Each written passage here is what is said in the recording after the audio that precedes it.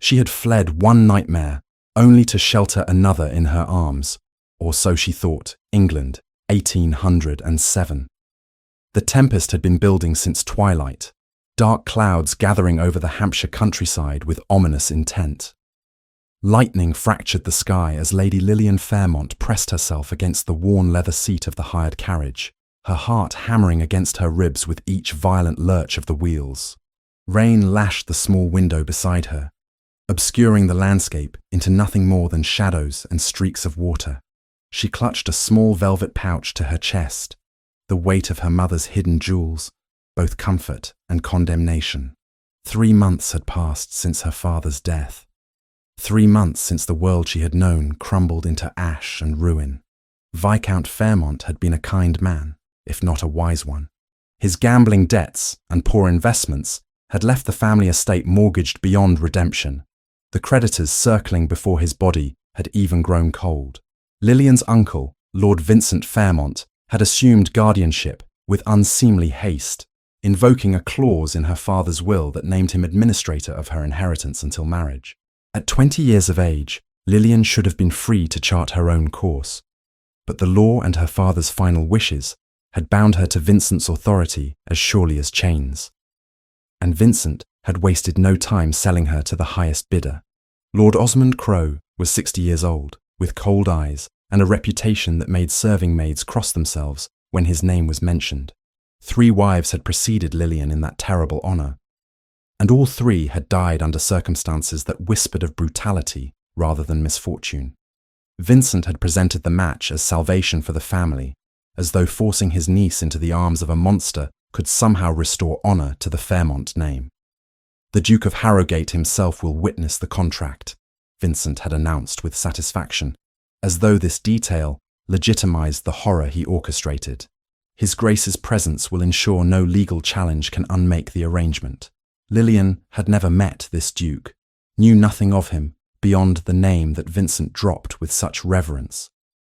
But she knew enough to understand that once a man of such standing validated the marriage contract, her fate would be sealed beyond any hope of escape. So she had fled. The storm intensified, wind howling through the trees that lined the rutted road. The carriage driver, a nervous man she had hired with the last of her coin in the village, shouted something unintelligible over the thunder. The horses screamed, high and panicked, and suddenly the world tilted violently sideways. Lillian felt herself thrown against the carriage wall as the vehicle lurched, skidded, and then toppled with a sickening crash. Wood splintered, glass shattered. She struck her shoulder hard against something unyielding and gasped at the sharp pain that radiated down her arm. The carriage came to rest on its side, rain pouring through the broken window above her head. For a moment she could only lie there, stunned and gasping, the metallic taste of fear sharp on her tongue. Then survival instinct took hold. She pushed herself upward, ignoring the protests of her bruised body, and climbed toward the opening. The driver was already gone, she realized, with a sinking heart. She could hear the thunder of hoofbeats fading into the distance as the man fled with the horses, abandoning her to the storm and the darkness. Lillian pulled herself free of the wreckage and dropped into the mud below. Rain soaked through her travelling cloak within seconds, plastering her blonde hair to her face and neck. She looked around desperately, searching for any sign of shelter. The forest pressed close on all sides, ancient oaks and elms rendered sinister by the storm. Lightning flashed again, and in that brief moment of illumination, she saw it. A small structure perhaps 50 yards distant, barely visible through the trees. A hunting cabin, abandoned by the look of it, but shelter nonetheless. Lillian stumbled toward it, her skirts heavy with mud and water, her injured shoulder throbbing with each movement. The cabin door hung partially open, creaking on rusted hinges. She pushed inside and collapsed against the nearest wall, shaking with cold and reaction. The interior was sparse but dry. A simple room with a stone fireplace, a rough wooden table, and what appeared to be sleeping pallets stacked in one corner. Dust and neglect spoke of years without occupants. She forced herself to move again, to gather the driest wood she could find from the small supply stacked near the hearth. Her hands shook as she worked the flint and steel from the cabin's modest stores, but eventually flame caught and spread. The fire's warmth was a mercy she had not dared hope for. Hours passed. The storm raged on with undiminished fury. Lillian removed her soaked cloak and arranged it near the fire to dry, checking anxiously that the velvet pouch of jewels remained secure in the inner pocket. Those jewels were her only remaining asset, the secret inheritance her mother had arranged through a private codicil to her own will. Vincent had no knowledge of their existence, which meant he could not claim them as part of the estate's assets. They were hers alone, the final gift of a woman who had perhaps foreseen the troubles that would befall her daughter. The thought of her mother brought tears to Lillian's eyes, but she blinked them away fiercely. There would be time for grief later. Now she needed to survive. She had nearly dozed off when the pounding began. Fists against wood, desperate and insistent. Lillian jerked upright, her heart leaping into her throat. For one terrible moment, she thought Vincent had found her, that his men had tracked her through the storm. But the knock came again, weaker this time, and accompanied by a sound that chilled her blood more than any threat. A low groan of pain. Lillian moved to the door, hesitating with her hand on the rough wood. Every instinct screamed caution. Yet what kind of person would she be to leave another soul to die in such weather? She pulled the door open. A man collapsed across the threshold, falling heavily into the cabin. He was tall, powerfully built, soaked to the skin and covered in mud. But it was the blood that drew her attention, dark patches spreading across his coat, glistening wetly in the firelight. His face was turned away from her, partially obscured by dark hair plastered to his skull by rain. "Please!" he gasped, the single word barely audible. "Help!" Then consciousness left him, and he went limp against the floorboards. Lillian stood frozen for a heartbeat. 2, 3. Then training and instinct overtook fear. She had helped the estate's physician enough times in her youth to know the basics of tending wounds. Whatever this man's story, he would die if she did nothing. She dragged him further inside, grunting with effort at his considerable weight, and managed to close the door against the storm. In the better light of the fire, she could assess the damage. His coat was torn in several places, and when she carefully peeled it away, she found deep wounds in his left shoulder and along his ribs. The cuts were clean, made by blades rather than accident. He had been attacked. Deliberately. Working quickly, Lillian stripped away his ruined coat and waistcoat, then tore her own petticoat into strips for bandages. She cleaned the wounds as best she could with water from her travelling flask, biting her lip at the severity of the shoulder injury. The blade had gone deep, though mercifully it seemed to have missed anything vital. She bound the wounds tightly, her fingers steady despite her racing heart. The man stirred occasionally, mumbling incoherently in his fever. She could make out no words, only the cadence of distress. His face, now that she could see it clearly, was striking in a severe way. Strong jaw, straight nose, high cheekbones. A face accustomed to authority, she thought, not the face of a common traveller. As the night wore on, Lillian kept the fire burning and monitored her unexpected patient. His fever climbed, leaving him restless and muttering. She cooled his face with damp cloth, murmuring reassurances she doubted he could hear. Exhaustion pulled at her own consciousness, but she fought to stay alert. Dawn was still hours away when she noticed his belongings scattered near the door, evidently fallen from his pockets during his collapse. A fine pocket watch, a leather wallet, and a signet ring that must have slipped from his finger. Lillian picked up the ring, turning it toward the firelight to examine the crest engraved in its surface. Her breath caught in her throat, a shield, quartered with a rampant lion and a sailing ship. Beneath it, scrollwork she could just make out in the flickering light, the crest of Harrogate. The ring fell from her nerveless fingers, clattering against the stone hearth. This man, this wounded stranger she had pulled from the storm and tended through the night, was no common traveller. He was Nathaniel Grey, Duke of Harrogate, the very man Vincent had summoned to witness her forced marriage to Crow. the man whose aristocratic authority would have sealed her fate beyond any possibility of escape. And she had just saved his life. Lillian pressed her hands to her mouth, mind racing. He could not know who she was. If he discovered her identity, duty and obligation might compel him to return her to Vincent's custody. The law would be on his side, not hers. A runaway ward, fleeing legal guardianship, had no rights, no protections. She looked down at his fevered face, at the man who represented both salvation and doom. By morning, he would wake, and when he did, he must not recognize Lady Lillian Fairmont. "Lily," she whispered to herself, testing the diminutive. "I am Lily, just Lily, daughter of a farmer, no one of consequence." The lie tasted bitter, but it was armor nonetheless. She retrieved the ring and placed it carefully back among his belongings where he would find it, then returned to her vigil by his side. Outside, the storm continued its assault on the forest. Inside, two strangers sought shelter from very different tempests, their fates already entangled in ways neither could yet comprehend. The Duke's breathing gradually steadied as Fever's grip loosened. Lillian allowed herself to lean back against the cabin wall, exhaustion finally claiming her. Her last conscious thought was a prayer to whatever merciful providence had guided her to this place. She did not know whether to hope he would live or fear it. Dawn brought no relief from the storm. Rain continued to hammer the cabin's roof, though the thunder had diminished to distant grumbling across the Hampshire hills.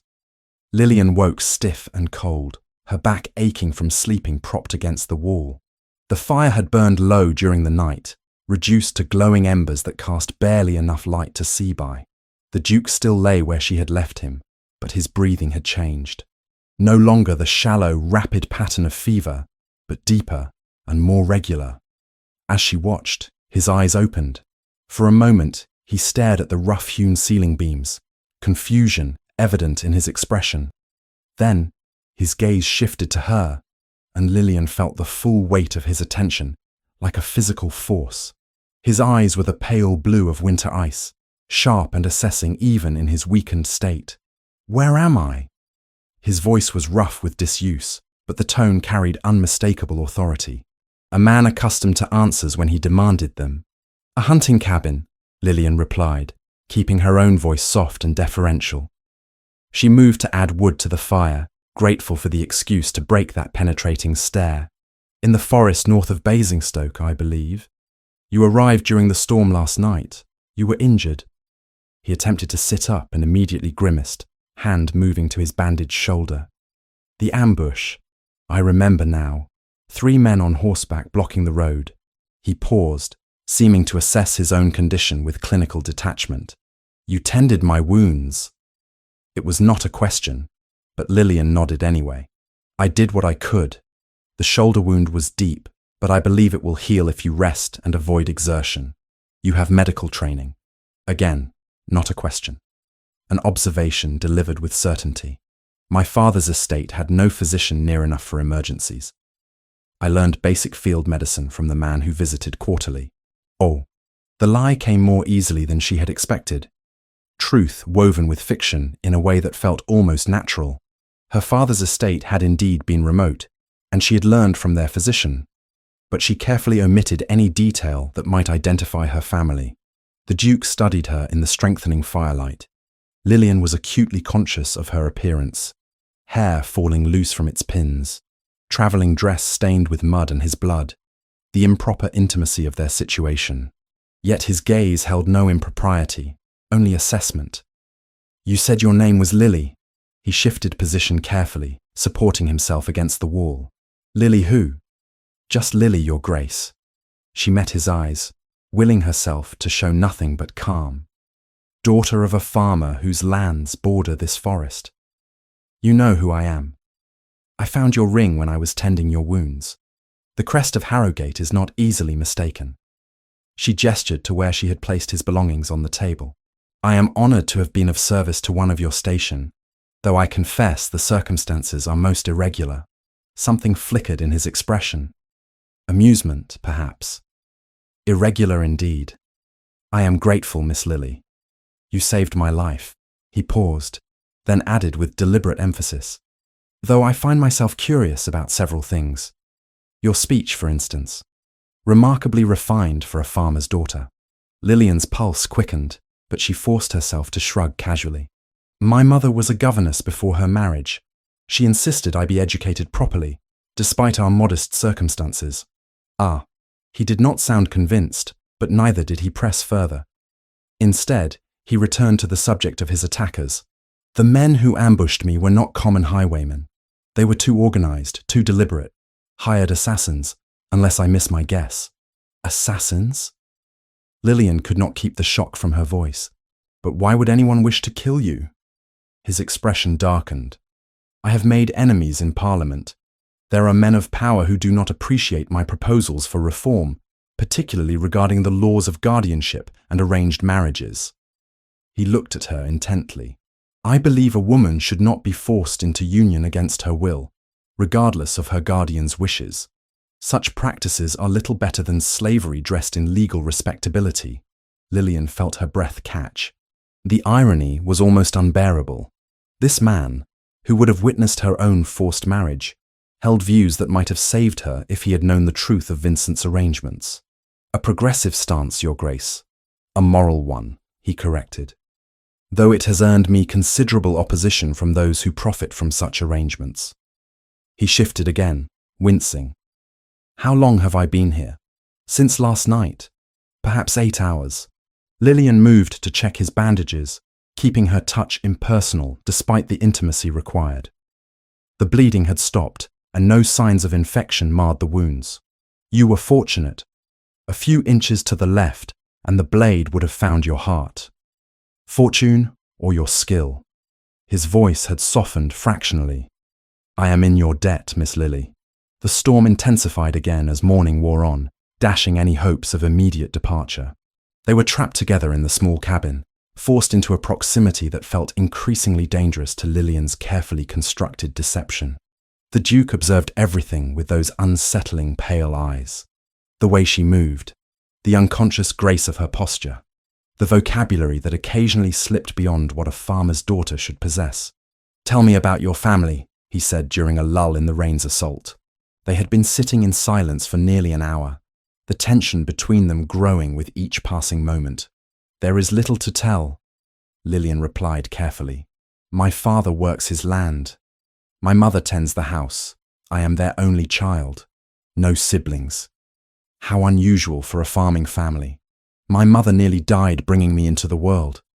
There could be no others after. This, at least, was truth. Her mother had indeed suffered terribly during childbirth, though the circumstances were far removed from those of a farmer's wife. I am sorry. The sympathy in his voice seemed genuine. And your education? Surely your mother did not teach you everything. Your knowledge of medicine, your manner of speaking, even the way you hold yourself suggests training beyond what most governesses could provide. Lillian felt the walls closing in. My mother was exceptionally well educated before her marriage, Your Grace. She had served in the household of an earl before circumstances reduced her to accepting a position with a country family. When she married my father, she brought her learning with her. It was a plausible story, and yet she could see the skepticism in his expression. He did not believe her, or at least doubted significant portions of her tale. Yet he did not challenge her directly, and for that she was grateful. You mentioned you were traveling, Lillian said, desperate to shift the conversation away from herself. May I inquire as to your destination? A tedious matter of business. He accepted the change of subject with visible reluctance. An associate requested my presence to witness a marriage contract, a favour owed for political support on a previous matter. Lillian's hands stilled in the act of stirring the thin soup she had cobbled together from the cabin's meagre supplies. A marriage contract? Indeed. Some arrangement between a guardian and a bride I have never met. The details were not shared with me, only the request for my presence as a witness of suitable rank. His tone suggested distaste for the entire affair. I confess I accepted without proper inquiry, which was perhaps unwise, but my associate assured me all was proper and legal. She forced herself to continue stirring, to show nothing of the turmoil his words created. He spoke of her own marriage to Crow as though it were a distant, impersonal transaction, which she supposed it was from his perspective. He had no idea the bride in question was currently tending his wounds in an abandoned cabin. "The bride?" Lillian heard herself ask. "Is she willing?" "I do not know." He sounded troubled by this admission. "As I said, I was not informed of the particulars. Why do you ask?" "You spoke earlier of forced marriages being akin to slavery. I wondered if this contract might be such a case." "A fair question." He was silent for a long moment. "I will make inquiries when I arrive. If there is coercion involved, I will not lend my name to the arrangement, regardless of political obligations." Hope flared in Lillian's chest, bright and painful. If only she could reveal the truth, throw herself on his mercy, and explain Vincent's machinations. But the risk was too great. He might feel obligated to return her to her uncle's custody, regardless of his personal views. The law was clear on the matter of wayward wards. "That is kind of you, Your Grace. It is merely decent." He studied her again, and she felt as though he could see through every layer of deception to the frightened woman beneath.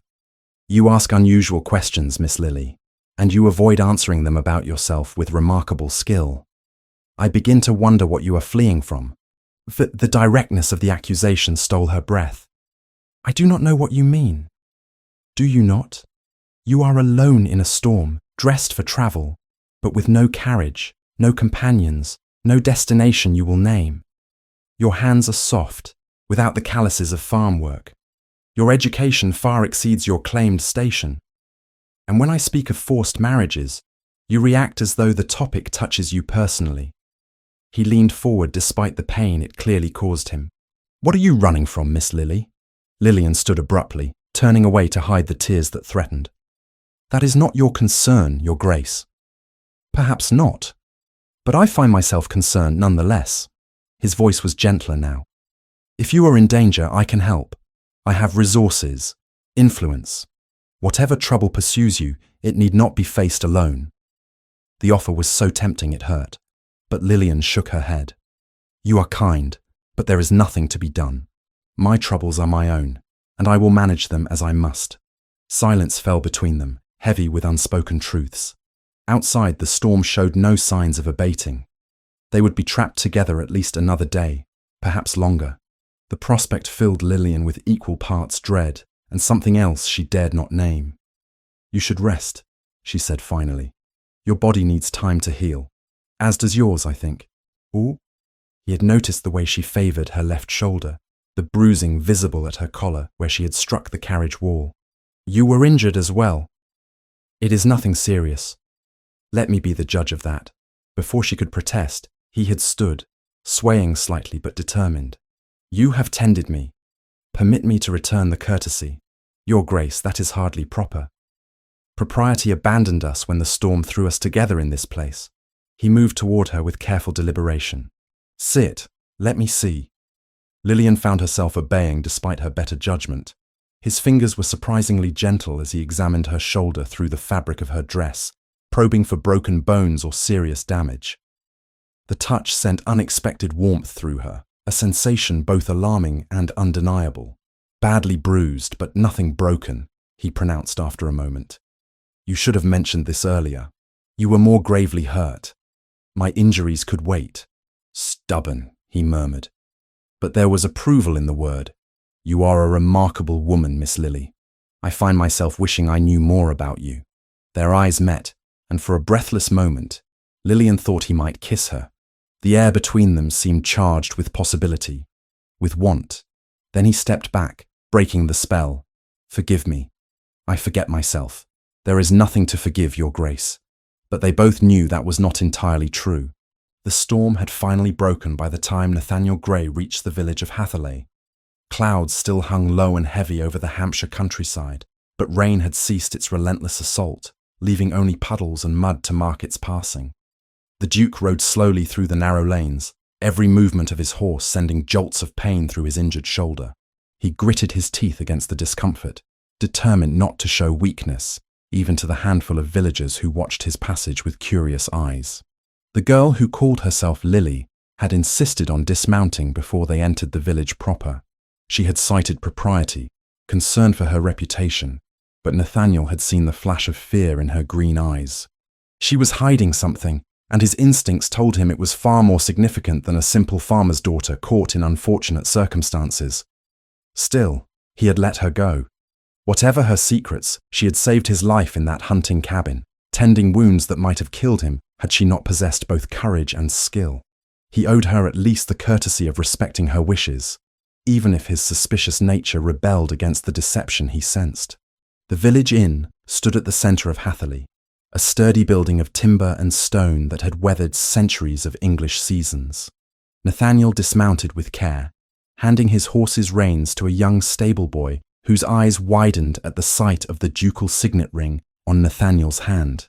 "Your Grace," the innkeeper stammered, appearing at the door with remarkable speed. News of aristocratic visitors travelled fast in small villages. "We are honoured by your presence. Please come inside. I shall prepare our finest room immediately." "Thank you." Nathaniel's voice carried the weight of exhaustion. "I require lodging for several days, and discretion regarding my presence here." "Of course, Your Grace." "Absolute discretion." The innkeeper bowed repeatedly as he led Nathaniel inside. "Might I inquire if Your Grace requires anything else? A physician, perhaps? You appear somewhat pale, if I may be so bold." "I have already received medical attention." Nathaniel thought of Lily's gentle hands cleaning his wounds, her calm competence in crisis. "What I require is information." The innkeeper's expression shifted from civility to wariness. "Information, Your Grace, about this village and its residents, particularly any who might have connections to the Fairmont estate." Nathaniel watched the man's face carefully, noting the flicker of recognition at the name. "I have business concerning that family. The Fairmonts, Your Grace. A tragedy that. The old Viscount's death left the estate in terrible condition. Lord Vincent Fairmont has assumed guardianship of the property and the late Viscount's daughter, Lady Lillian, though there are those who say his methods are not entirely proper." Nathaniel felt his pulse quicken. Lady Lillian Fairmont, the name connected to his presence in Hampshire, the marriage contract he had been summoned to witness. Could it be possible that Lily and Lady Lillian were one and the same? "Tell me about this Lady Lillian," he said carefully. The innkeeper seemed eager to share gossip. "A quiet young woman, Your Grace, 20 years of age, raised properly but never one for London society. After her father's death, Lord Vincent took control of her affairs.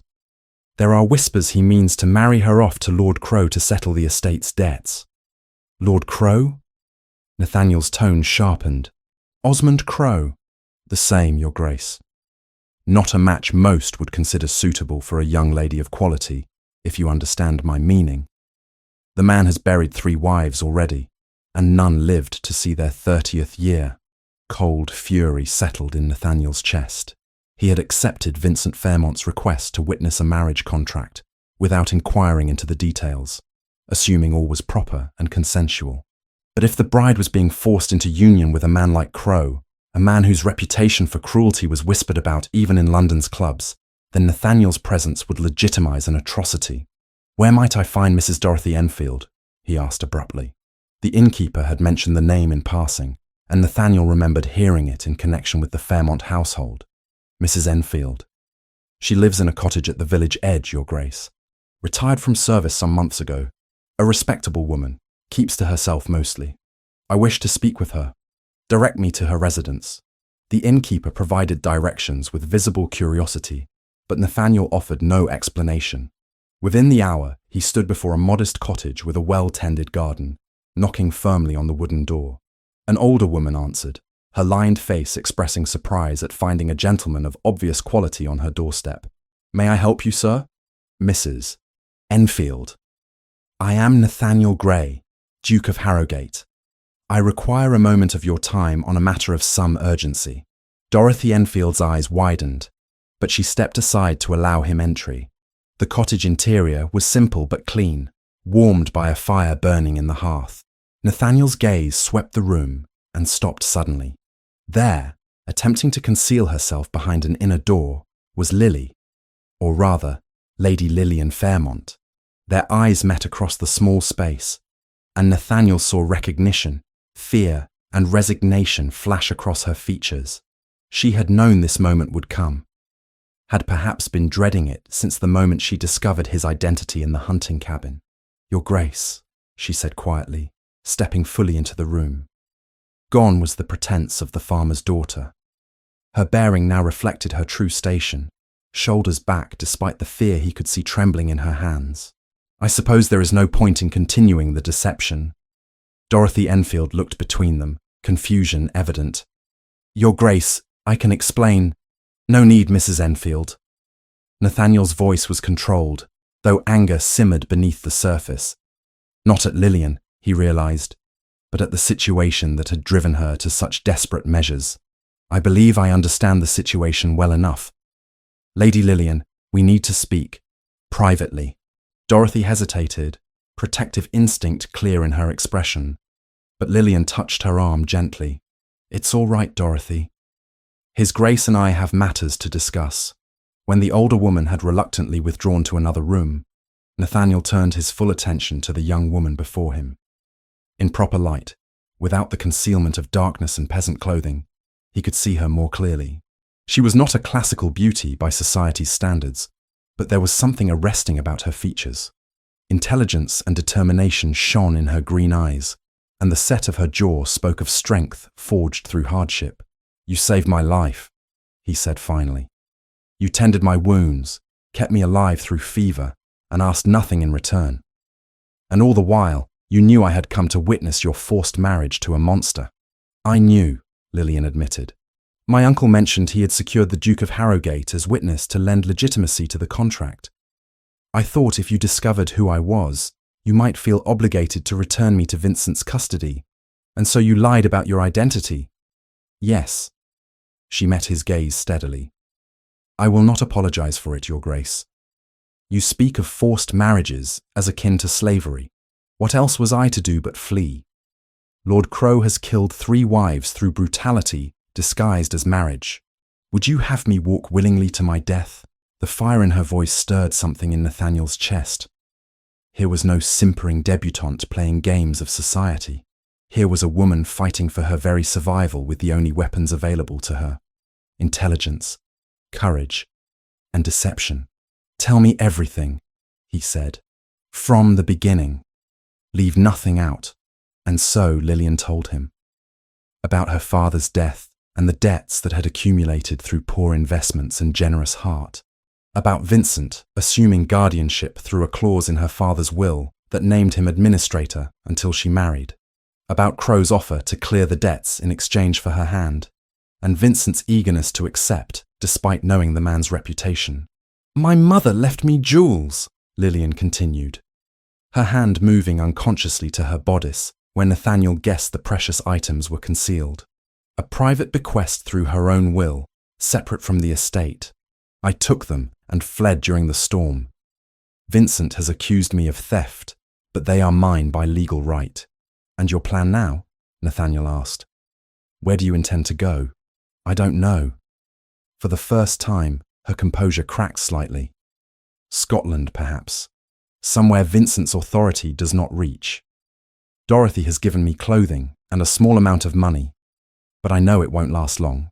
Nathaniel moved to the window, looking out at the village lanes without truly seeing them. His mind raced through the legal complexities of the situation. Vincent held legitimate guardianship through the Viscount's will, which meant Lillian was technically bound to his authority until marriage. Running would only delay the inevitable unless she could find protection beyond her uncle's reach, or unless someone with greater authority intervened. "Your uncle's actions may be legal," Nathaniel said slowly, "but they are not moral. I have spent years in Parliament advocating for reforms to prevent exactly this kind of abuse. To witness your marriage to Crow, knowing what I now know, would make me complicit in your destruction. Then you won't force me to return." Hope flickered in Lillian's eyes. "I will not." Nathaniel turned back to face her. "But running is not a solution. Vincent will pursue you, and eventually he will find you. What you need is legal protection that supersedes his guardianship. How? The law gives him authority over me until marriage. Then we must find a way to challenge that authority." Nathaniel's mind worked through possibilities. "I have resources in London, legal experts who owe me favours. I can initiate an investigation into Vincent's administration of the estate. If he has mismanaged funds or acted against your interests, we may be able to have his guardianship revoked. That could take months, Lillian protested. Vincent won't wait. He needs this marriage to happen quickly to satisfy his creditors, which is why you will stay here, under Mrs. Enfield's protection, while I return to London to begin the legal proceedings. I will ensure Vincent understands that any attempt to force this marriage will be challenged by the Duke of Harrogate personally. Lillian stared at him. Why would you do this? You owe me nothing beyond gratitude for medical attention. Why risk your political standing for a stranger? Nathaniel found himself stepping closer to her, drawn by an impulse he didn't fully understand. Because you are not a stranger, Lady Lillian. You are the woman who saved my life. And because I have seen too many women destroyed by men who wield power without conscience, I will not stand by and allow it to happen again. Their eyes held for a long moment, something unspoken passing between them. Then Lillian looked away, colour rising in her cheeks. I don't know what to say, Your Grace. Say you trust me to help you. Nathaniel's voice was gentle. Say you will give me the chance to make this right. Before Lillian could respond, urgent knocking thundered against the cottage door. Dorothy appeared from the back room, her face pale with alarm. That will be Lord Vincent, she whispered. He arrived in the village this morning with men, searching for Lady Lillian. Someone must have seen Your Grace enter and reported it to him. Nathaniel moved swiftly, positioning himself between Lillian and the door. Stay behind me, he commanded quietly. Then, louder, Mrs. Enfield, you may open the door. Dorothy did so reluctantly, revealing Lord Vincent Fairmont, flanked by two rough-looking men. Vincent was a corpulent man in his 50s, his florid face speaking of too much wine and too little exercise. His eyes glittered with avarice as they swept past Dorothy to fix on Lillian.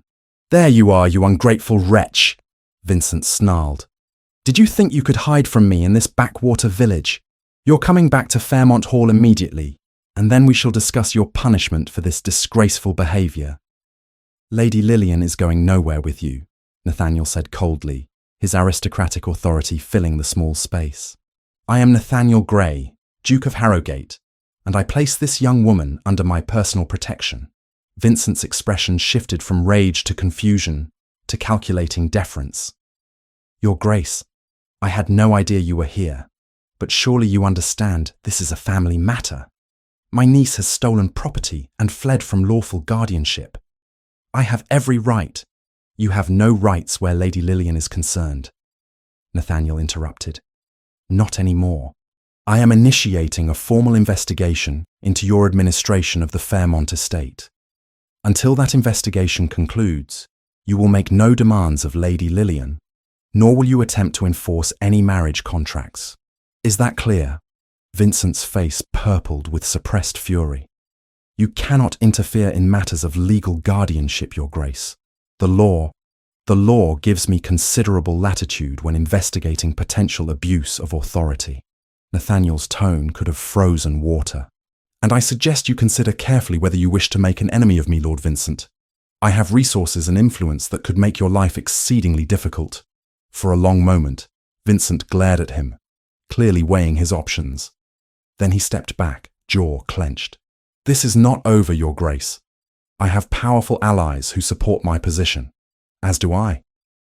Nathaniel's smile held no warmth. Now remove yourself from Mrs. Enfield's property before I have you removed. Vincent departed with his men, but the threat in his eyes promised future trouble. When the door closed behind them, Lillian released a shaky breath. He won't give up, she said quietly. Vincent is too desperate. The debts are too large. Neither will I, Nathaniel replied, surprising himself with the vehemence of his conviction. I promise you, Lady Lillian, I will see you free of this entanglement, or spend every resource at my disposal trying. As he looked into her grateful, frightened eyes, Nathaniel realized that something had shifted within him. This was no longer merely about legal reform or moral duty.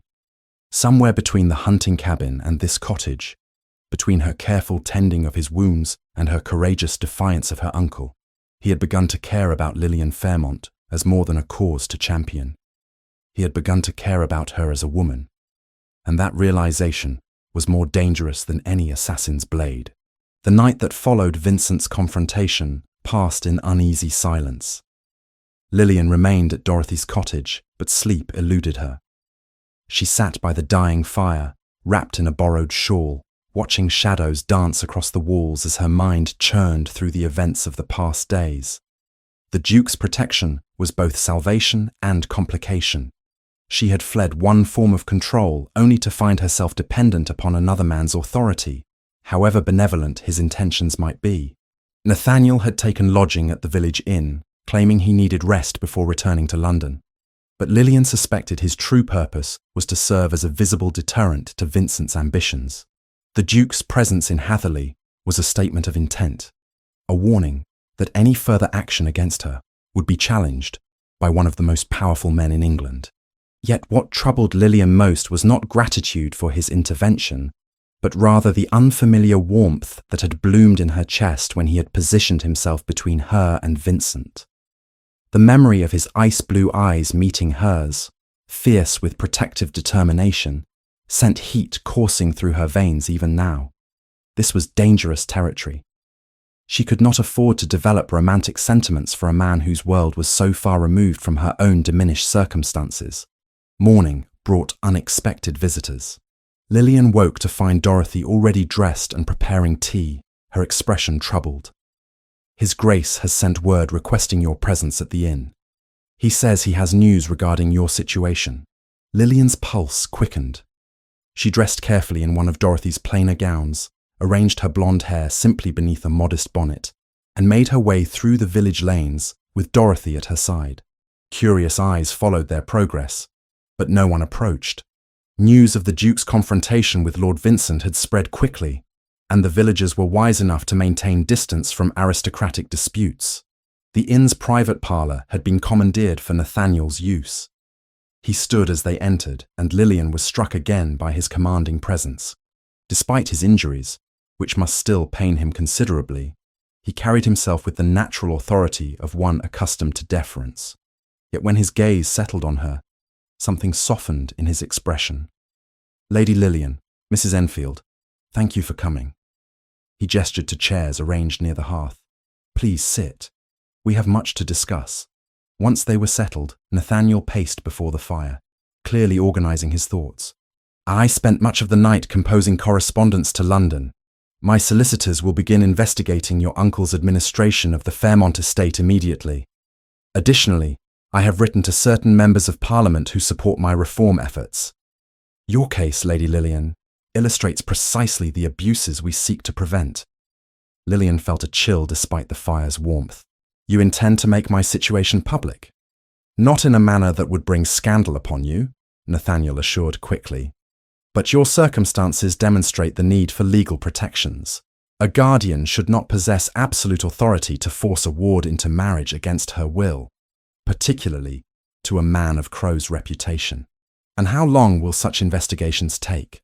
Dorothy asked the practical question Lillian had been afraid to voice. Nathaniel's expression grew grave. "Weeks at minimum, possibly months if Vincent has been careful to maintain appearances of propriety in his dealings. Legal proceedings move slowly, and we must build an irrefutable case." "I don't have months," Lillian said quietly. "Vincent is desperate. The creditors grow more insistent with each passing day. He cannot afford to wait for your investigations to conclude. He will act, and soon. Then we must ensure he cannot reach you." Nathaniel stopped pacing and faced her directly. "I propose you remove to London, to a residence under my protection. Not my own townhouse," he added quickly, seeing alarm flash in her eyes. "That would be improper. But I have properties that could house you and Mrs. Enfield discreetly while the legal matters progress." "Your Grace, such generosity," Lillian began, but he cut her off. "Is necessary if we are to keep you safe. Vincent will not dare move openly against someone under ducal protection, but here in Hatherley you are vulnerable. He knows where you are, and he has resources to act if sufficiently motivated." Dorothy interjected carefully.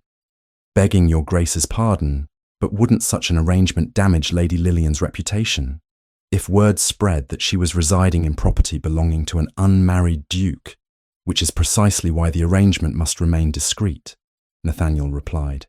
The house in question is owned through a trust, not directly associated with my name. You would be listed as the leaseholder, Mrs. Enfield. Lady Lillian would simply be your guest.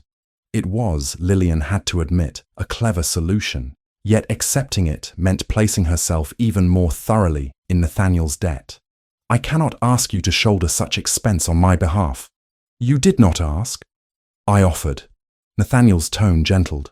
Lady Lillian, you saved my life. Beyond that obligation, however, I find myself invested in your welfare. Please allow me to help. The way he said invested sent unexpected heat through Lillian's body.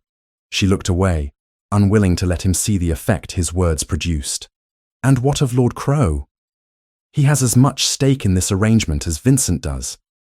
The debts owed to him are substantial. I have been considering that problem as well. Nathaniel resumed his pacing. Tell me, do you know the exact amount your family owes to Crowe? Lillian named a sum that made Dorothy gasp. Nathaniel merely nodded, as though such figures were commonplace in his world. And the other creditors? Smaller amounts to various tradesmen and merchants. Perhaps a quarter of what is owed to Crowe. I see. Nathaniel was quiet for a moment, clearly calculating. What if the debts were paid? Your Grace, you cannot mean to... Lillian stood abruptly, dismay flooding through her. I absolutely forbid it. I will not allow you to spend your fortune clearing my family's obligations.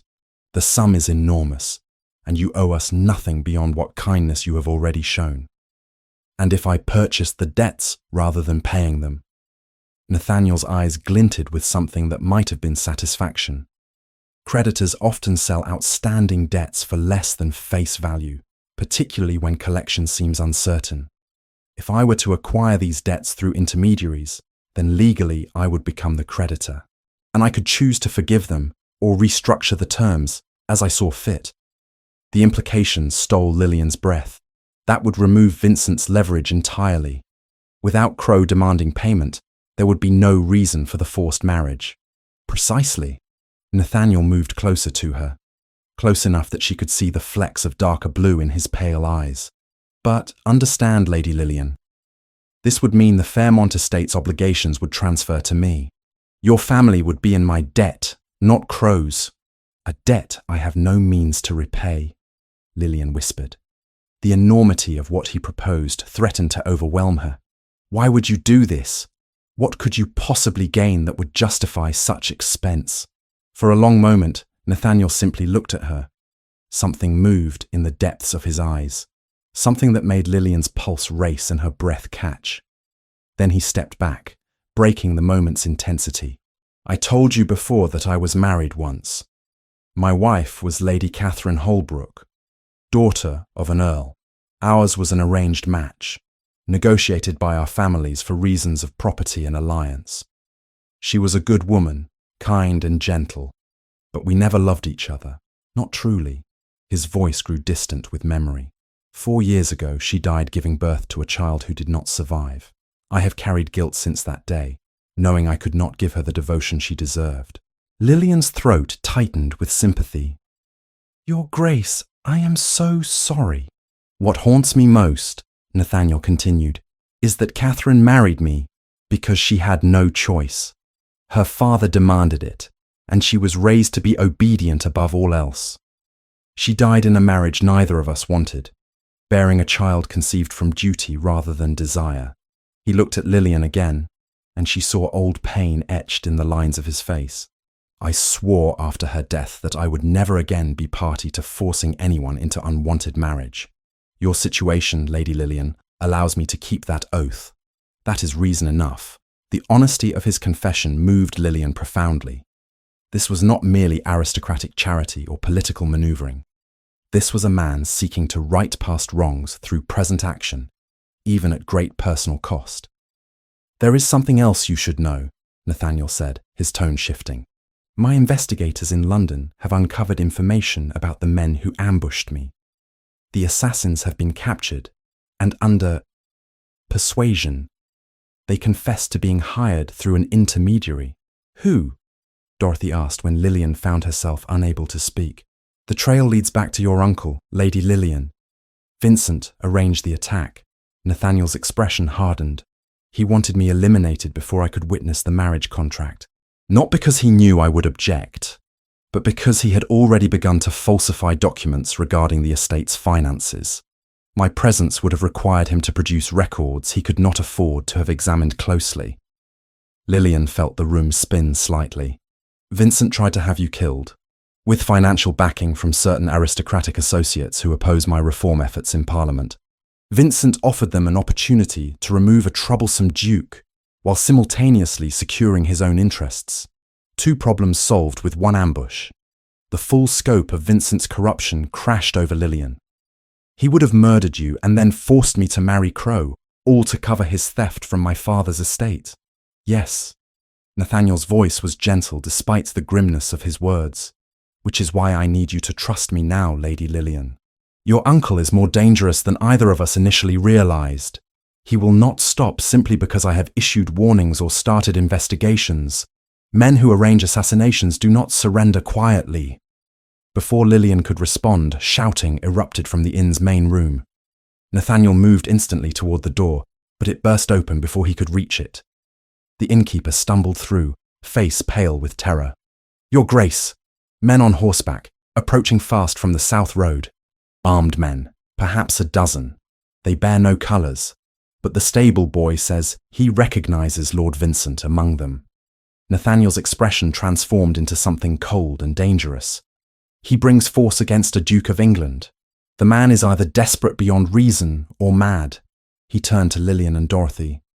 Out the back. Now. There is a path through the gardens that leads to the church. Go there and bar yourselves inside. The vicar will not refuse you sanctuary. What will you do? Lillian demanded, even as Dorothy pulled at her arm. What I must. Nathaniel's hand moved to his coat, and Lillian saw the glint of a pistol concealed there. Go, please. I cannot protect you if I am concerned for your safety. The sound of hoofbeats grew louder, accompanied by rough voices calling orders. Lillian allowed Dorothy to lead her through the inn's kitchen and out into the garden beyond. But at the gate she stopped, looking back at the building where Nathaniel remained. My lady, we must hurry, Dorothy urged. But Lillian's mind was racing, heart pounding with fear, not for herself, but for the Duke who had risked everything to defend her. A man who had already survived 1 assassination attempt, now facing armed men sent by the very person who had arranged that attack. She had fled from Vincent once before, leaving others to face consequences in her wake. She would not do so again. Not when the cost might be Nathaniel's life. Go to the church, Dorothy, Lillian said quietly, pulling free of the older woman's grip. Raise the alarm. Bring whatever help you can find. Where are you going? But Lillian was already moving back toward the inn, her decision made. She would not leave Nathaniel to face Vincent's violence alone. Not when she was the cause of this confrontation. Not when the thought of harm coming to him felt like a blade through her own heart. Whatever happened next, they would face it together. Weeks had passed since the confrontation at Hatherley. Dorothy's frantic summons had brought the village men running, led by the burly blacksmith and armed with whatever implements came to hand. Vincent's hired ruffians, faced with both Nathaniel's ducal authority and the angry villagers, had retreated without violence. But the threat remained. Now Lillian found herself in London, housed discreetly in a modest townhouse in Bloomsbury that belonged to one of Nathaniel's many trusts. Dorothy served as her companion and nominal leaseholder, maintaining the fiction that they were simply gentlewomen of modest means. The arrangement protected Lillian's reputation, while keeping her safely within reach of Nathaniel's protection. Yet protection came with isolation. Lillian could not venture into society, could not call upon acquaintances, could not even attend church services without risk of recognition. She existed in a strange limbo, neither prisoner nor free woman, dependent upon the Duke's continued goodwill and financial support. It was on a grey afternoon, rain pattering against the windows, that Lady Prudence Whitley came calling. Lillian had been reading in the small parlour when Dorothy showed the visitor in. The woman who entered was perhaps 35, dressed impeccably in deep violet, that complemented her dark hair and pale complexion, beautiful in a severe way, with sharp cheekbones and eyes that assessed Lillian with predatory interest. "Lady Lillian Fairmont," Prudence said, her voice melodious. "How delightful to finally meet you. I am Lady Prudence Whitley, a cousin to the Duke of Harrogate." Wariness prickled along Lillian's spine. "Lady Whitley, this is unexpected. I was not aware His Grace had informed his family of my situation." "Oh, he hasn't." Prudence settled gracefully into the chair opposite, uninvited. "But London is a small world among those who matter, and whispers travel quickly. A young woman under Nathaniel's protection, housed in his property, the subject of his personal legal interventions. Such things do not go unnoticed." Dorothy, standing by the door, looked ready to intervene, but Lillian gestured her to remain. Whatever Prudence's purpose, refusing to hear it would solve nothing. "What brings you here, Lady Whitley?" "Concern." Prudence's smile was perfectly crafted, warm and seemingly genuine. "For you, my dear, and perhaps, in a different way, for Nathaniel as well. I fail to see how my circumstances concern you. Don't you?" Prudence leaned forward conspiratorially. "Tell me, Lady Lillian, what do you truly know about the Duke of Harrogate? Beyond his public face of nobility and reform. I know he is an honourable man who has shown me great kindness. Honourable, yes, but also haunted." Prudence's expression shifted to something that might have been sympathy. "He has told you about Catherine, I assume?" "His first wife." Lillian's throat tightened. "He mentioned her, yes. Did he tell you that he loved her desperately? That her death destroyed something fundamental in him?" Prudence's voice was gentle, almost kind. "I watched him in the months after she passed. He locked himself away, refused all social contact, barely ate. We thought he might follow her into the grave through sheer grief. He said their marriage was arranged, that they never truly loved each other. Is that what he told you?" Prudence's laugh was soft. "Sad. How like Nathaniel to rewrite history to suit his current needs. The truth, my dear, is that Catherine was the love of his life. Their marriage may have been arranged, but what grew between them was genuine. Her death, and that of their child, left him hollow." Doubt wormed its way into Lillian's heart. Nathaniel had spoken of guilt, of not loving Catherine as she deserved. But Prudence painted a different picture, one of devastation and loss that contradicted his account. "Why are you telling me this?" "Because I care for Nathaniel, and I can see what is happening between you." Prudence's gaze was penetrating. "You are beginning to develop feelings for him, are you not? Perhaps you have even allowed yourself to hope that his protection might become something more." Heat flooded Lillian's face. "That is presumptuous, but accurate." Prudence's tone remained gentle. "I don't blame you. Nathaniel is handsome, powerful, and he has been your saviour. It would be unnatural if you didn't feel drawn to him. But you must understand, he will never love anyone as he loved Catherine. Any woman who enters his life now will always be second to her memory." The words struck like physical blows. Lillian wanted to deny them, to defend Nathaniel's honour and her own dignity. Yet hadn't she already sensed this truth? The careful distance he maintained, the way he spoke of duty rather than desire. "Furthermore," Prudence continued, "you must realise how your situation appears. A young woman dependent upon a duke's charity, housed in his property. Society will draw conclusions regardless of the actual propriety maintained. Your reputation is already compromised, my dear. If Nathaniel's legal efforts fail, and you must eventually return to your uncle's custody, you will be ruined. No respectable man would marry you after this." "I did not choose these circumstances," Lillian said, fighting to keep her voice steady. "Of course you didn't, but that changes nothing." Prudence rose, smoothing her skirts. "I came here today not to hurt you, but to warn you. Guard your heart, Lady Lillian. Do not mistake gratitude and necessity for something deeper. And know that if Vincent brings suit against you for theft or moral corruption, Nathaniel's protection may not be enough to save you from scandal." After Prudence departed, Lillian sat frozen, her mind churning through everything the woman had said. Dorothy approached cautiously. "That woman is poison, my lady. You mustn't believe her. What if she's right? Lillian whispered. About Catherine, about my reputation, about everything. Before Dorothy could answer, rapid knocking sounded at the door. Nathaniel entered without waiting for invitation, his expression thunderous. Lady Prudence was here. It was not a question. My servants inform me she took a carriage to this address. She was. Lillian stood, defensive despite herself. She came to warn me about various things, including your feelings for your late wife. Nathaniel's jaw tightened. What did she tell you? That Catherine was the love of your life, that you loved her desperately and were destroyed by her death. Is it true? For a long moment, Nathaniel said nothing. Then he moved to the window, his back to her. Prudence has her own history with me, her own hopes that I have repeatedly disappointed. What she told you is a fabrication designed to undermine what exists between us. And what exactly exists between us, Your Grace? Lillian heard the edge in her own voice. Gratitude. Obligation. You saved me from Vincent, yes, but at what cost to my reputation and your fortune? He turned to face her, and she was startled by the raw emotion in his expression. Do you truly believe I have done all of this out of mere obligation? I don't know what to believe anymore. The words burst from her. You speak of your dead wife with guilt and regret. You keep careful distance from me despite our proximity. You have never once suggested that your protection might become something more permanent than these temporary arrangements. Because you deserve better than a man who would use your vulnerability to press suit. Nathaniel crossed the room in 3 strides, stopping close enough that Lillian had to tilt her head back to meet his eyes.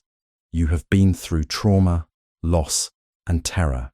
The last thing you need is for me to exploit your gratitude and dependence by declaring feelings that might simply be a product of circumstance and proximity. Then you do have feelings. Lillian's heart hammered against her ribs. Of course I have feelings. His control finally cracked. From the moment you tended my wounds in that cabin, showing courage and compassion despite your own desperate situation, I have been drawn to you. But Catherine's memory does haunt me.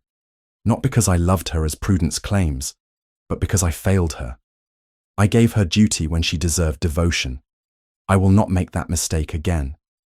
If I am to pursue you, Lillian, it must be when you are free to choose, not bound by necessity.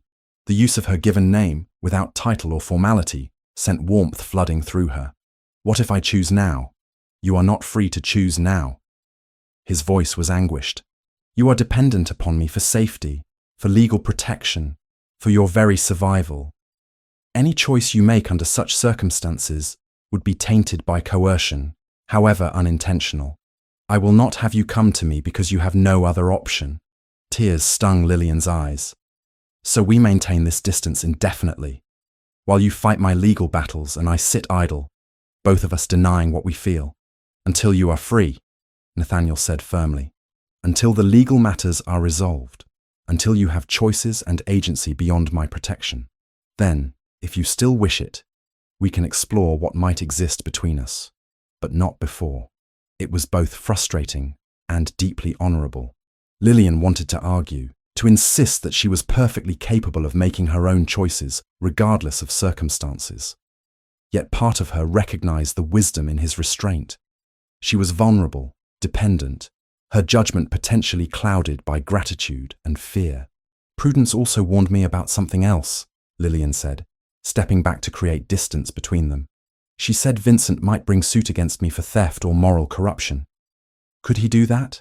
Nathaniel's expression darkened. He could try. The jewels you took are legally yours by your mother's will. But proving that requires documentation that Vincent could claim was forged. As for moral corruption, your presence here under my protection could be twisted by hostile interpretation. Then I have placed you in an impossible position. Your reputation could be damaged simply by association with me. My reputation can withstand far more than idle gossip, Nathaniel said dismissively. But you are right that Vincent grows desperate. My investigators have uncovered evidence of his embezzlement from the Fairmont estate, but building a legal case takes time. Meanwhile, he knows his window for forcing the marriage to Crow is closing. Has Lord Crow said anything about the situation?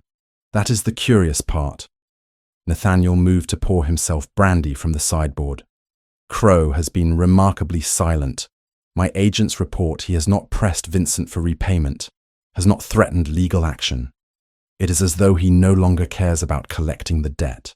That makes no sense. The sum is enormous. Indeed. Nathaniel sipped his drink thoughtfully. Unless Vincent's embezzlement is so extensive that Crow realizes the estate cannot possibly repay him regardless of whether you marry or not, in which case he may be cutting his losses. Hope flickered in Lillian's chest.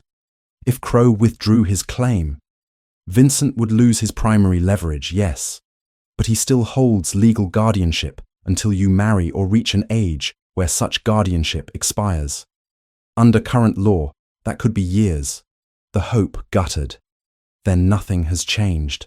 I didn't say that. Nathaniel set down his glass and turned to her with an expression she couldn't quite read. There is one solution that would immediately invalidate Vincent's guardianship. What solution? Marriage. If you were to marry, Vincent's authority over you would transfer to your husband. And if that husband had both the means and the will to protect you from Vincent's machinations... Lillian's breath caught. Are you suggesting... I am suggesting nothing at present, Nathaniel interrupted, though his eyes held hers with intensity. I told you I would not press suit while you lack freedom to choose, but I want you to know that option exists, should circumstances make it necessary. A marriage of convenience, if nothing else, to secure your legal protection. A marriage of convenience. Lillian's voice was hollow. After everything, after the charged moments between them and his confession of feelings, he offered her a business arrangement. Like your marriage to Catherine. Pain flashed across Nathaniel's face. That was poorly phrased. What I meant... I understand perfectly, Your Grace. Lillian drew herself up with what dignity she could muster. Thank you for clarifying our situation. Now, if you'll excuse me, I find myself fatigued. She fled the room before he could respond, before the tears threatening to spill could betray her. Behind her, she heard him call her name, but she did not stop. In her chamber, Lillian finally allowed herself to weep, for the impossibility of her situation, for feelings she could not afford to have, for a future that seemed to offer only continued dependence or loveless marriage. Prudence's warnings echoed in her mind, mixing with Nathaniel's careful restraint and his damning suggestion of convenience. She had fled one forced marriage only to find herself contemplating another. The only difference was that this time, her heart would break in the bargain.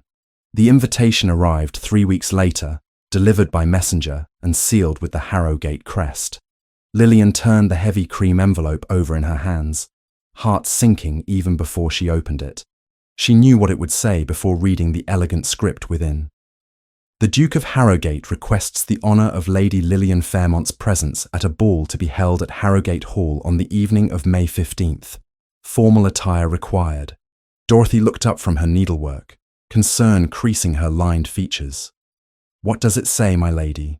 He is presenting me to society. Lillian's voice was hollow. Making a public statement about my situation. That could be a good thing, surely. If His Grace publicly supports you, Vincent's accusations lose power. Or it could be disaster. Lillian moved to the window, staring out at the London street below. If society judges me harshly, if the whispers about my virtue become shouts, Nathaniel's reputation will be damaged along with mine. He is risking everything on this gambit.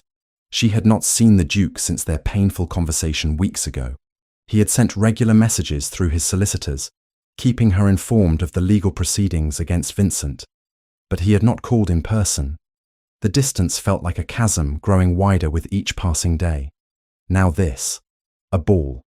A deliberate public spectacle designed to force society's hand. The evening of May 15th arrived too quickly. Dorothy helped Lillian dress in a gown that Nathaniel had commissioned for the occasion, delivered that morning without explanation. It was exquisite. Pale gold silk that shimmered in the lamplight, cut in the latest fashion with a modest neckline, but elegant lines that flattered her figure. Her blonde hair was arranged in an elaborate style, woven with pearls that had belonged to her mother. Looking at her reflection, Lillian barely recognized herself. The frightened woman who had fled through a storm seemed a distant memory. In her place stood someone who looked every inch a duchess, though the title was not hers to claim. The carriage that collected them was emblazoned with the Harrogate arms. As they travelled through London streets toward the Duke's magnificent townhouse in Mayfair, Lillian's hands trembled in her lap. Dorothy reached over to grip them firmly. "You are the daughter of a viscount," the older woman said. "You have done nothing wrong. Hold your head high and let them see your quality." Harrogate Hall blazed with light, every window brilliant with candles. The grand entrance was thronged with carriages depositing guests in their finest evening attire. Lillian felt her courage faltering as she descended from her carriage, aware of the eyes turning toward her, the whispers beginning immediately. "Is that her? The Fairmont girl? Living under Harrogate's protection all these weeks. Scandalous. She doesn't look like a seductress. Rather plain, actually." Lillian kept her gaze forward, following Dorothy up the marble steps into the entrance hall. A butler announced them to the assembled crowd. Lady Lillian Fairmont and Mrs. Dorothy Enfield. The ballroom fell silent as Lillian entered. Hundreds of faces turned toward her, assessing, judging, whispering behind fans and gloved hands. She searched the crowd for Nathaniel and found him standing near the far end of the room, resplendent in black evening clothes, his ice-blue eyes fixed on her with an intensity that made her breath catch. He moved toward her through the crowd, which parted before him like water.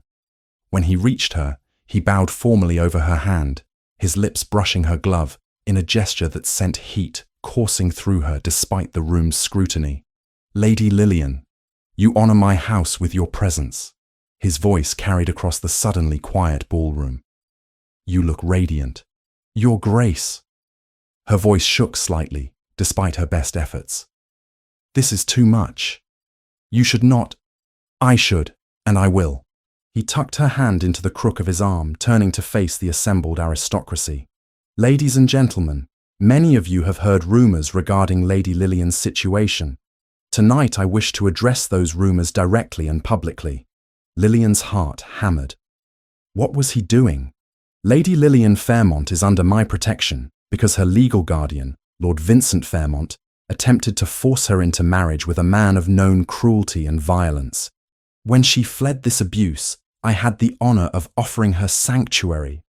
Nathaniel's voice rang with authority. "I have since discovered that Lord Vincent has been embezzling from the Fairmont estate, that he arranged an ambush against my person to prevent my witnessing his crimes, and that he has spread vicious lies about Lady Lillian's character to deflect attention from his own corruption." Gasps rippled through the crowd. Lillian saw shock, skepticism, and calculation in the faces surrounding them. "I have documentation supporting these allegations," Nathaniel continued. "Documentation that has been submitted to the appropriate legal authorities. Lord Vincent Fairmont will face justice for his crimes, including attempted murder of a peer of the realm." The whispers exploded into open conversation. Near the entrance, Lillian saw Vincent himself pushing through the crowd, his florid face purple with rage. "You dare!" Vincent shouted. "You stand there and slander me before all of London society. Where is your proof, Harrogate? Where are these witnesses to my supposed crimes?" "Here." A new voice spoke from the ballroom's opposite entrance. An older man stepped forward, distinguished in bearing despite simple clothing. "I am Mr. James Fletcher, investigator in His Grace's employ. I have in my possession sworn confessions from 2 men who admit to attacking the Duke at Lord Vincent's behest, as well as detailed financial records showing systematic theft from the Fairmont estate over the past 5 years. Vincent's face drained of colour. "This is a fabrication. Harrogate has manufactured evidence to justify his debauchery with my niece." "Debauchery?" Nathaniel's voice could have frozen fire. "Lady Lillian has been housed in a separate residence with Mrs. Enfield as chaperone. Her virtue is unquestionable, but even if it were not, that would hardly excuse attempted murder and theft. The girl is a liar and a thief." Vincent was losing control, spittle flying from his lips. "She stole jewellery from the family estate. Jewellery left to her personally by her late mother through a private codicil to her will." Nathaniel produced a document from his coat. "I have the original will here, properly witnessed and registered. Lady Lillian took only what was legally hers." Before Vincent could respond, another figure pushed through the crowd. Lillian gasped, recognizing Lord Osmond Crowe despite never having met him. He was exactly as she had feared, tall, gaunt, with cold eyes that held no warmth or mercy. "Enough of this charade," Crow said, his voice surprisingly cultured. "Lord Vincent, you told me the girl was willing. You claimed the marriage was merely delayed by paperwork. Now I discover you have been lying about that as well as your ability to repay the debts you owe me." Vincent turned on him desperately. "My lord, if you would only... I want nothing more to do with this sordid affair." Crow's gaze moved to Lillian, and she saw something unexpected in his expression. Regret, perhaps. "Lady Lillian, I owe you an apology. I agreed to this marriage arrangement in ignorance of the true circumstances. Had I known you were being coerced, I would never have participated in such an arrangement." The words hung in the air, shocking in their sincerity. Crow turned to address the ballroom at large. "I had a daughter once," he said, his voice roughening with emotion. "She was beautiful, spirited, full of life. When she was 19, her guardian, my brother, forced her into marriage with a wealthy merchant to settle family debts. Within 2 years she was dead, destroyed by a brutal husband she never wanted." He paused, visibly struggling for control. "I have spent the decades since becoming the very thing that killed her, a man who sees women as property, as means to ends. Looking at Lady Lillian tonight, seeing her courage in facing this assembly, I see my daughter as she might have been if someone had protected her." Silence blanketed the ballroom, broken only by the sound of women weeping at Crow's confession. "I hereby withdraw all claims against the Fairmont estate," Crow continued. "The debts are forgiven. Lady Lillian owes me nothing, nor do I wish to collect from a corrupt guardian who would use an innocent woman as currency." He turned to Nathaniel. "Your Grace, I commend you for your protection of this young woman. Would that more men of power use their influence so honourably." With that, Crow departed, leaving Vincent standing alone and exposed before hundreds of witnesses. Guards appeared at the ballroom entrance. Nathaniel had clearly arranged this carefully, and moved toward Vincent. "Lord Vincent Fairmont," one announced formally, "you are under arrest for embezzlement, fraud, and conspiracy to commit murder against a peer of the realm." Vincent's last desperate shouts were drowned out by the buzz of conversation as he was led away. Lillian felt her knees weakening, overwhelmed by the sudden reversal of her fortunes. Nathaniel's arm tightened around her, steadying her. "It's over," he said quietly, for her ears alone. "You're free." But even as relief flooded through her, Lillian felt panic rising. Free. She was free, which meant the excuse keeping Nathaniel at distance. Her dependence, her lack of choice, no longer existed. As if reading her thoughts, Nathaniel led her toward a private alcove away from the crowd's attention. Once they were relatively alone, he turned to face her, his expression serious. "I know what you're thinking," he said. "That now circumstances have changed, I will expect you to make decisions about us, about our future. Won't you?" Lillian's voice was barely audible. "No." He took her hands in his touch gentle despite the intensity in his eyes. "You have been through trauma and terror, Lillian. You need time to heal, to discover who you are without fear or obligation. I will not press my suit now, when you are still reeling from Vincent's downfall." What if I don't want to wait?" The words escaped before Lillian could stop them. "What if I already know what I want?" Nathaniel's expression softened. "Then you will tell me in 3 months' time, when the legal proceedings are concluded, when the scandal has died down, when you have had opportunity to live freely without anyone controlling your choices. If then you still wish to explore what exists between us, I will be here. But not before." It was both frustrating and deeply right. Lillian found herself laughing through tears. "You are the most stubborn, honourable man I have ever met. I'm a man who has learned from past mistakes." His thumb brushed across her knuckles.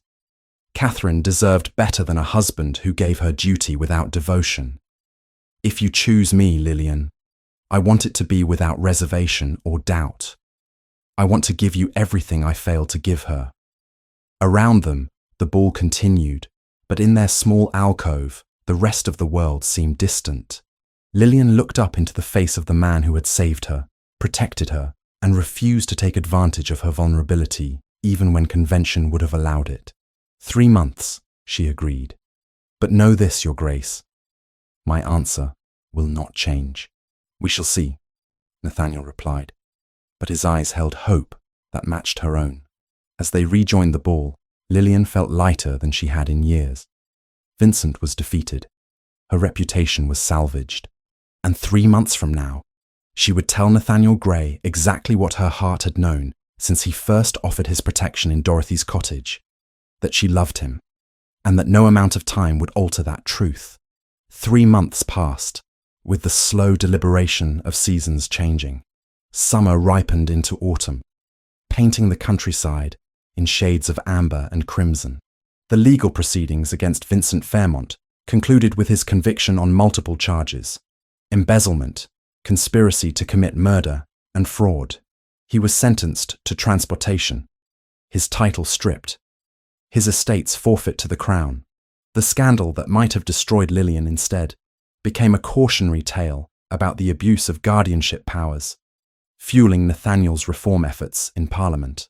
The Fairmont estate, cleared of Vincent's debts through Crow's forgiveness and Nathaniel's intervention, was restored to Lillian's control. She was finally truly free, financially independent, legally autonomous, answerable to no guardian or master. Dorothy had returned with her to the restored manor house, and together they had begun the work of healing what Vincent had broken. It was there, in the library of her childhood home, that Lillian sat composing a letter she had written a dozen times in her mind, but never committed to paper. The afternoon sun slanted through tall windows, illuminating dust motes that danced in the golden light. Her pen hovered over cream parchment, ink threatening to blot if she did not move soon. Just write it, she murmured to herself. You know what you want to say. Yet the words felt momentous, weighted with possibility and fear in equal measure. 3 months ago, Nathaniel had asked her to wait, to be certain of her feelings before making any decisions about their future. She had waited. She had used the time to rediscover herself, to learn who Lillian Fairmont was when she was not running, not hiding, not dependent on any man's protection. And through it all, her heart had remained stubbornly, persistently constant in its desire. My lady! Dorothy appeared in the doorway, her expression knowing. His Grace has arrived. He is waiting in the drawing room. Lillian's heart leaped. She had not expected him today, though perhaps she should have. 3 months to the day since the ball at Harrogate Hall. He would come to hear her answer. She abandoned the letter, unnecessary now, and took a moment to check her reflection in the library's mirror. She wore a simple day dress of forest green, her blonde hair arranged in a loose style that framed her face. No jewels, no artifice, just herself. If Nathaniel was to accept or reject her, it would be for who she truly was. The drawing room felt smaller with his presence filling it. Nathaniel stood by the window, hands clasped behind his back, his profile sharp against the afternoon light. He turned as she entered, and the expression on his face stole her breath. Hope and fear and longing, all mingled in the ice-blue eyes that had haunted her dreams for months. Lady Lillian. He bowed formally, though the gesture seemed at odds with the intimacy of their circumstances. Forgive me for arriving unannounced. I thought perhaps we might speak about the matter we discussed 3 months past. Of course. Lillian closed the door, propriety be damned. This conversation required privacy. Though I confess, I am surprised you waited exactly 3 months before calling. Were you counting the days, Your Grace? A smile ghosted across his lips. Every one of them. The admission warmed her more than the fire crackling in the hearth. She moved to sit in one of the chairs near the window, gesturing for him to take the opposite. For a moment, they simply looked at each other, years of restraint and circumstance hanging between them like morning mist. You are well? Nathaniel asked finally. The estate is returning to proper order. It is. Dorothy and I have made considerable progress. The tenants are relieved to have Vincent gone, and the accounts are beginning to balance again thanks to your intervention with the creditors. Lillian paused, then added softly, I could not have done any of this without you. You could have, he countered. You are stronger than you know, Lillian. You survived Vincent's schemes. fled through a storm, saved a stranger's life, and stood before all of London society to defend your honor, you would have found a way regardless of my involvement. Perhaps. But I am grateful I did not have to. She took a steadying breath. These past 3 months, I have thought extensively about what you asked of me, about choice and freedom, about healing and self-discovery. And? The single word was barely audible, laden with vulnerability that made him seem suddenly younger, less the imperious duke and more simply a man hoping for words he dared not demand. And I find that solitude and independence, while valuable, are not what I truly want. Lillian stood, moving to the window where autumn leaves spiraled past the glass. I thought I needed time to be certain of my feelings, to ensure they were not merely gratitude or dependence dressed up as affection. But 3 months apart from you have only confirmed what I already knew in Dorothy's cottage, when you first discovered my identity.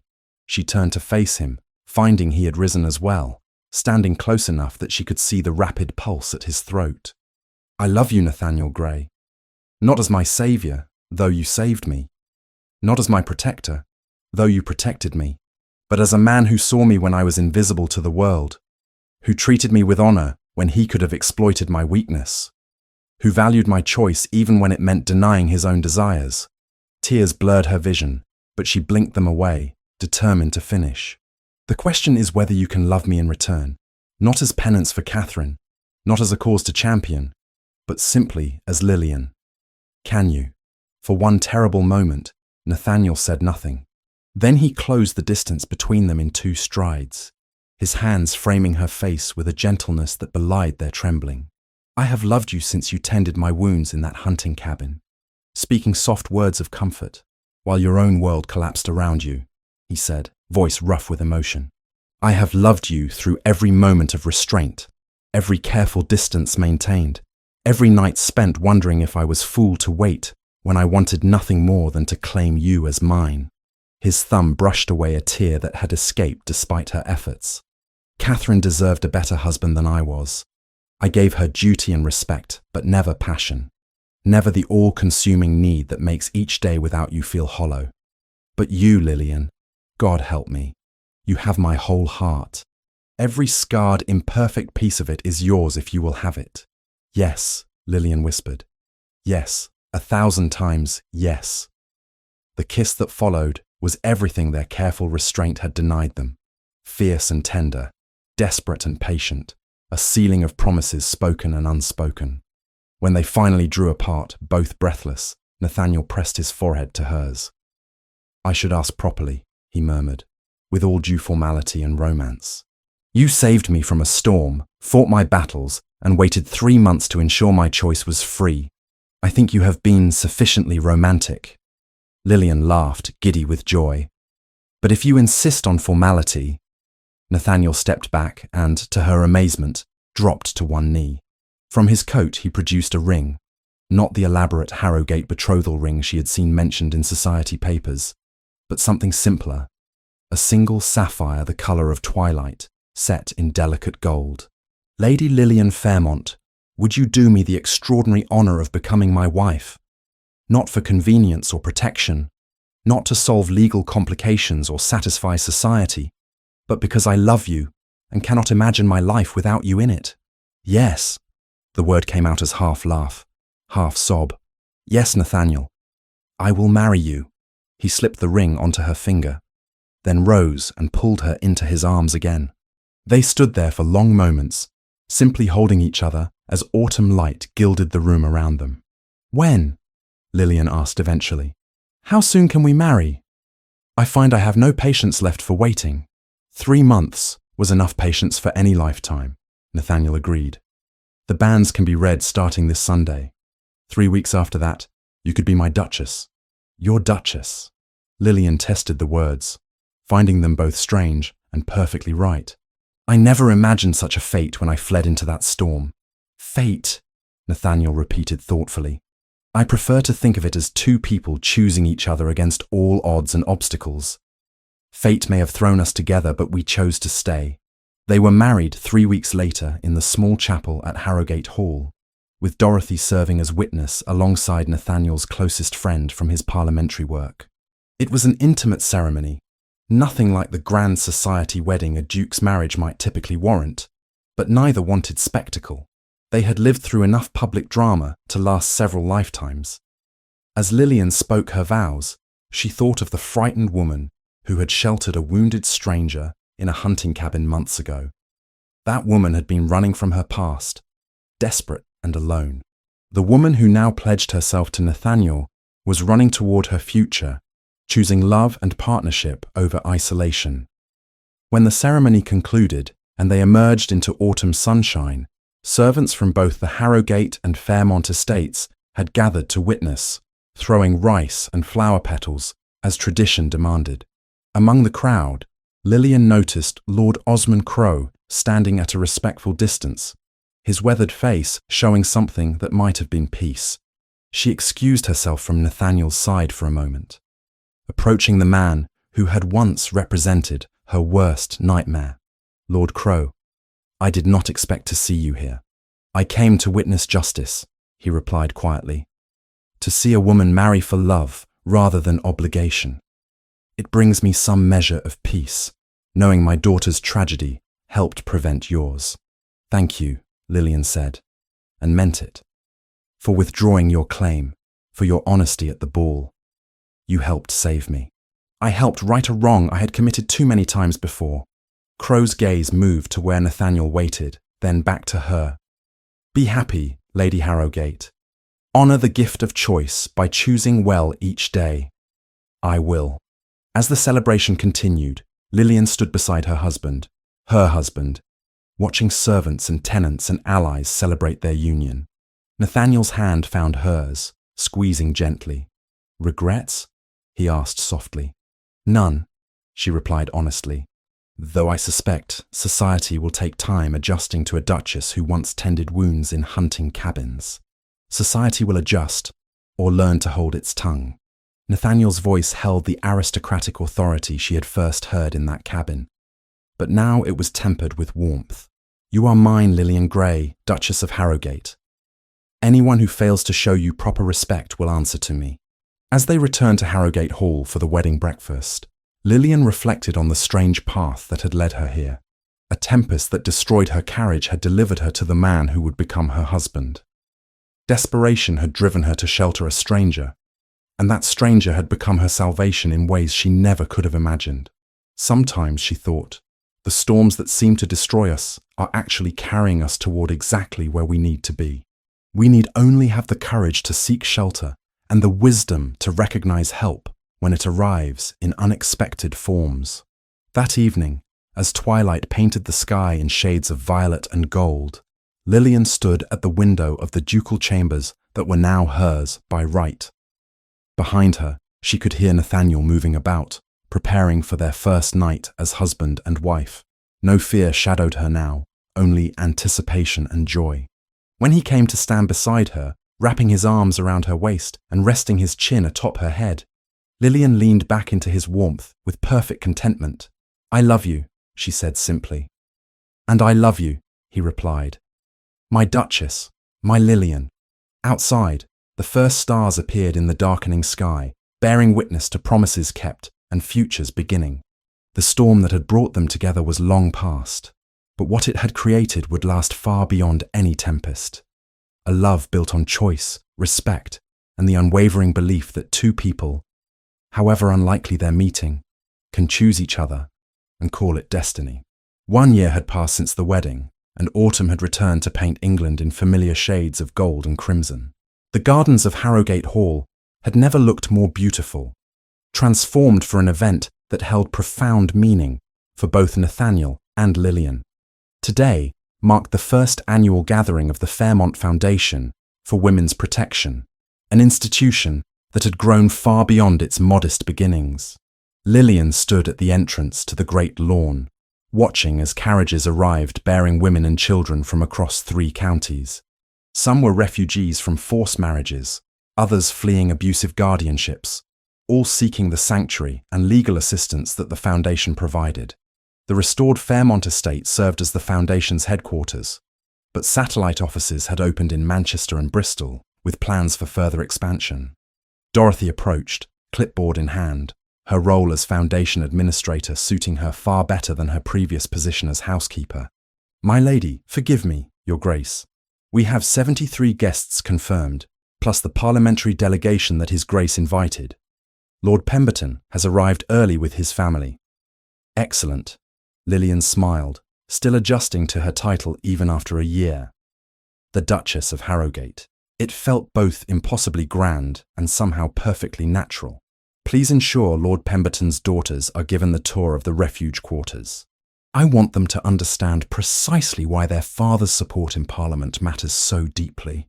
As Dorothy hurried off to attend to logistics, Lillian felt gentle hands settle on her waist from behind. She leaned back into Nathaniel's familiar warmth, breathing in the scent of sandalwood that always clung to him. "You have created something extraordinary," he murmured against her ear. "Look at what has grown from your courage and compassion." "Oh, our courage," Lillian corrected, turning in his arms to face him. "This exists because you fought for reforms, because you used your influence to change laws. I merely provided the inspiration. You provided far more than that." Nathaniel's ice-blue eyes held the warmth they reserved only for her. "You gave these women hope that escape is possible, that men in power can be trusted to protect rather than exploit. That is no small gift." Their moment of privacy was interrupted by excited voices. A small figure came hurtling across the lawn, blonde curls bouncing, tiny hands outstretched. Lillian scooped up their daughter just before the 1-year-old could trip over her own feet. "Catherine Dorothy Gray," Nathaniel said with mock severity. "Where is your nursemaid?" The little girl, named in honor of Nathaniel's first wife and Lillian's faithful companion, giggled and buried her face in Lillian's shoulder. Behind her, the harried nursemaid appeared, apologetic and breathless. "Your Grace." I turned my head for one moment. "It's quite all right, Mrs. Palmer," Lillian assured her. "I suspect our daughter inherited her father's determination and her mother's tendency to flee authority." Nathaniel laughed, reaching out to stroke his daughter's soft curls. The sight of him with Catherine never failed to move Lillian. He had been so afraid during her pregnancy, terrified of losing another wife and child. But Catherine had arrived healthy and vigorous, and Lillian had survived the ordeal with nothing worse than exhaustion. The relief in Nathaniel's eyes when he first held his living daughter had brought them both to tears. "She has your eyes," Lillian observed, not for the first time. "That particular shade of blue that sees through every deception. Then she will need your compassionate heart to balance it," Nathaniel replied. "Else she will grow up as cynical as her father once was." Before Lillian could respond, a figure emerged from the gathering crowd that made her breath catch. Lord Osmond Crowe approached slowly, leaning on a walking stick, his weathered face bearing an expression of tentative hope. "Lord Crowe." Lillian shifted Catherine to one hip, offering her free hand. "I am honoured you accepted our invitation." "The honour is mine, Your Grace." Crowe bowed stiffly, his gaze moving to the child in her arms. "Is this the young lady Catherine?" "It is." "Catherine, can you say hello to Lord Crowe?" The little girl regarded Crowe with solemn curiosity before offering a shy wave. Something shifted in the old man's expression. Pain and longing mingled with something that might have been healing. "She is beautiful," he said quietly, "a living testament to everything this foundation represents. Choice, love, protection." He paused, then added, "I have brought a donation for the foundation's work, a substantial one. It seems appropriate that the money I once intended to collect through your suffering should instead serve to prevent such suffering in others." Nathaniel stepped forward, extending his hand. "Your support has been invaluable, Lord Crowe.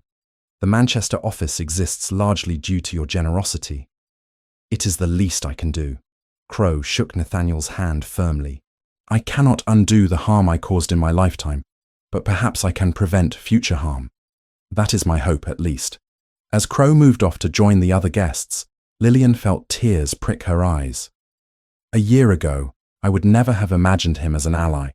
"People can change," Nathaniel said softly. "Given reason and opportunity. You taught me that, Lillian." The afternoon progressed with speeches and tours, demonstrations of the Foundation's services, and testimonials from women whose lives had been transformed.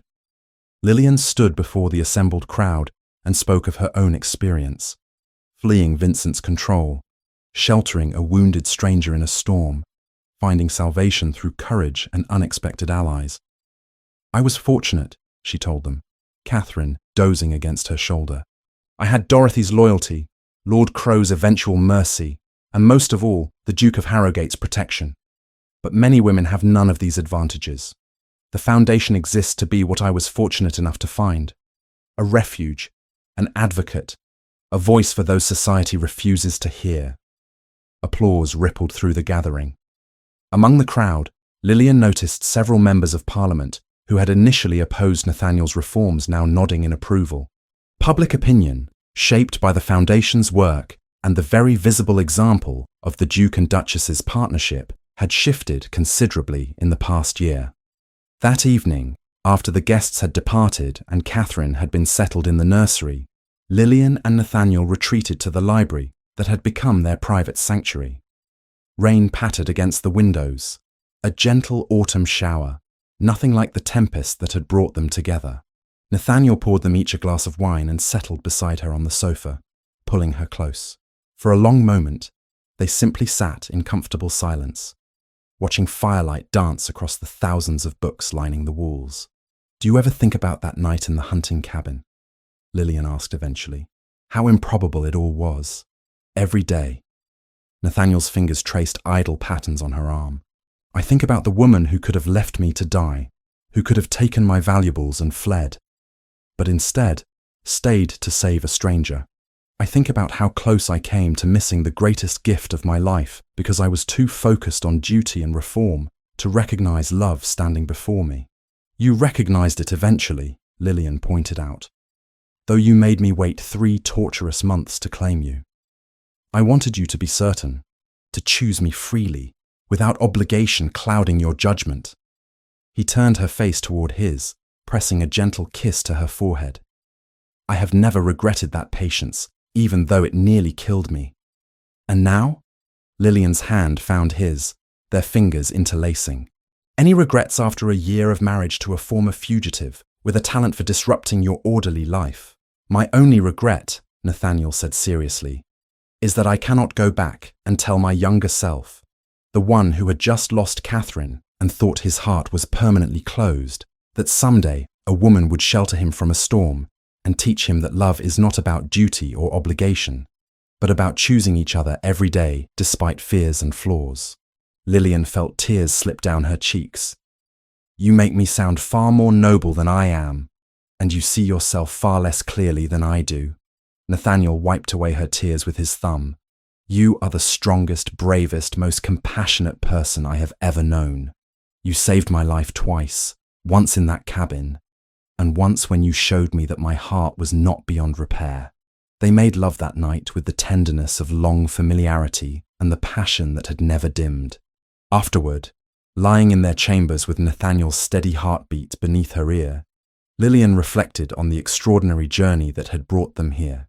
A year ago, she had been a frightened woman fleeing through a storm, with no home, no protection, and no hope.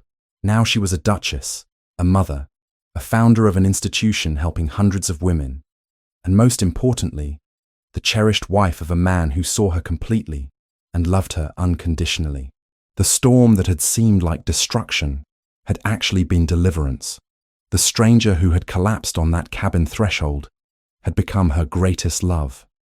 And the forced marriage she had fled had made way for a union built on mutual choice, respect, and devotion. "I love you," she whispered into the darkness. "And I love you," Nathaniel replied, his arms tightening around her. "My savior, my Duchess, my Lillian." Outside, the rain continued its gentle rhythm, washing the world clean and preparing the earth for new growth. Inside Harrowgate Hall, 2 souls who had found each other in the midst of a tempest rested in perfect peace, knowing that whatever storms might come, they would face them together. The hunting cabin where their story began still stood in the forest near Hatherley, preserved by Nathaniel's order as a memorial to the night that changed both their lives. Sometimes, on quiet afternoons, they would ride there together and stand in the small space where a wounded duke and a desperate woman had first learned to trust each other. It was not grand or romantic by society's standards, just a rough shelter in the woods. But to them, it was sacred ground.